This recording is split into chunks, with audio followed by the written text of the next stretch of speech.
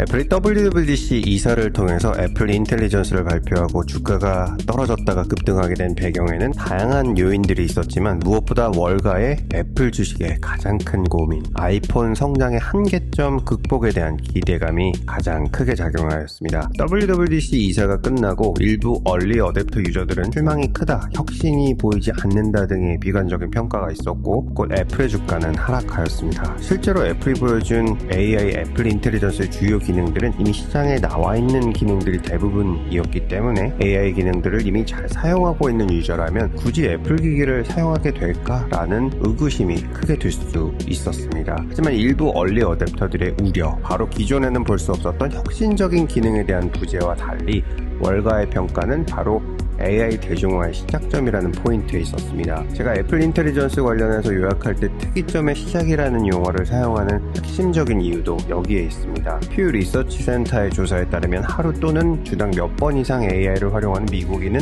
27% 수준이며 44%는 규칙적으로 AI 사용을 하고 있지 않은 것으로 조사되었습니다. 1998년 한국에서 디지털 음원인 MP3 기술이 만들어졌지만 실제로 세계적인 붐이 일어난 것은 애플의 아이팟 이후부터였습니다. 또 수많은 비즈니스맨들과 워싱턴에서 일하는 정치가들은 이 시기에 스마트폰의 원조 PDA와 블랙베리를 사용하고 있었습니다. 하지만 오늘날 스마트폰 사용의 세계적 대중화를 만들어간 핵심적인 기업은 바로 애플이었죠. 당시 스티브 잡스가 미친 듯이 뛰어다닐 수 있었던 핵심적인 이유 중에 하나는 바로 특허로부터 자유로울 수 있었기 때문입니다. 문제는 오늘날 기업들이 경쟁적으로 AI를 도입하면서 인공지능의 잘못된 결정으로부터 사람들을 보호하기 위한 규제가 필요하다는 목소리가 세계적으로 높아졌다는 데 있습니다.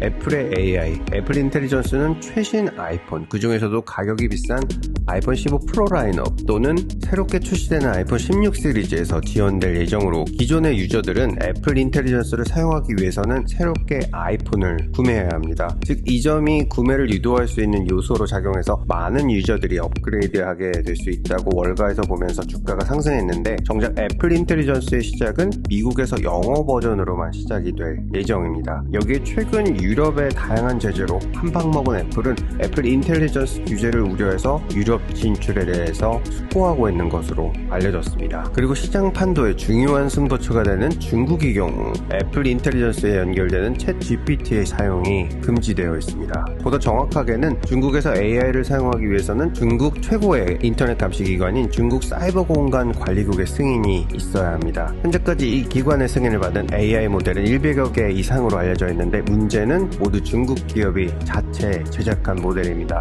현재 애플은 9월 아이폰 출시를 앞두고 협력할 중국 AI 협업 기업을 찾고 있지만 아직 합의에 이르지는 못한 것으로 알려져 있습니다. 또 중국 기업과 합의에 이르더라도 미중 무역 전쟁과 또 첨예하게 대립하고 있는 국제 정세 속에서 중국 정부가 이를 이용하게 될 수 있는 여지가 있기 때문에 쉽게 속단할 수는 없습니다. 미국 내에서도 캘리포니아, 뉴욕, 텍사스, 플로리다 등 인구가 많은 주에서 AI 법안이 이미 통과되었거나 검토되는 상황으로 전개가 되고 있어서 AI를 신성장의 동력으로 활용하려는 빅테크들을 주춤하게 만들고 있습니다. 과연 애플은 역대급 규제 태풍 속에서 애플 인텔리전스와 새로운 아이폰 16 시리즈의 판매를 어떻게 활성화할지 그 귀추가 주목되고 있습니다. 영상 시청해주셔서 감사드립니다. 보스턴에서 루트9이었습니다.